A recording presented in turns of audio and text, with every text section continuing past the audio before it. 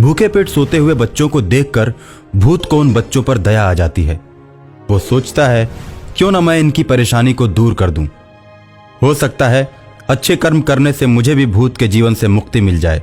ये सोचकर भूत हवा में उड़ने लगता है और गांव में पैसों की बारिश शुरू करने लगता है। गांव में पैसे बरसते हुए देखकर गांव के सभी लोग खुश हो जाते हैं और पैसे लूटने लगते हैं। गांव वाले बहुत सारा पैसा लूटते हैं। गांव वालों के घरों की छत पर भी पैसे ही पैसे होते हैं, आंगन में भी पैसे होते हैं। भूत पूरे गांव को अमीर बना देता है। गांव सुखी हो जाता है।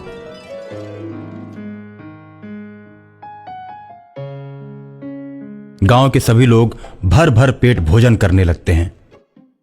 आसपास के गांव वाले इन्हें इस प्रकार धनी देखते हैं तो वो सब इनसे जलने लगते हैं। उसके बाद गांव में चोर आकर चोरियां करने लगते हैं। गांव वाले चोरों से परेशान हो जाते हैं। गांव वालों को परेशान देखकर भूत सोचता है, मेरे पैसे बरसाने की वजह से इस गांव में चोरियां होनी शुरू हो गई हैं। जब ये लोग गरीब थे तो कोई भी इन्हें पूछने नहीं आता था। अब जब ये लोग अमीर हो गए हैं तो चोर इन्हें सताना शुरू कर दिए।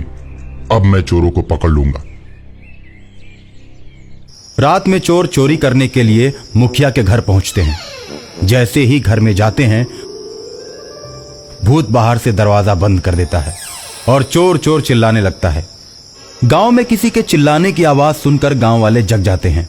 चोर चोर चिल्लाने की आवाज मुखिया के घर की तरफ से आ रही थी और लोग दौड़कर मुखिया के घर की तरफ जाते हैं। मुखिया का भी पूरा परिवार जग जाता है। सभी के इकट्ठा हो जाने के बाद लोग दरवाजे को खोलते हैं और चारों चोरों को पकड़ लेते हैं। चारों चोरों को पकड़कर लोग खूब मारते हैं और मारने के बाद चोरों को ले जाकर पुलिस के हवाले कर देते हैं। पुलिस भी चोरों को खूब मारती है और जेल में बंद कर देती है। उसके बाद गांव में चोरी की घटनाएं बंद हो जाती हैं। भूत गांव वालों को खुशहाल देखकर बहुत ही खुश होता है और गांव वाले सोचते हैं, आखिर पैसा बरसाने के पीछे किसका हाथ है? चोरों के आने के बाद दरवाजे पर कुंडी किसने लगाया?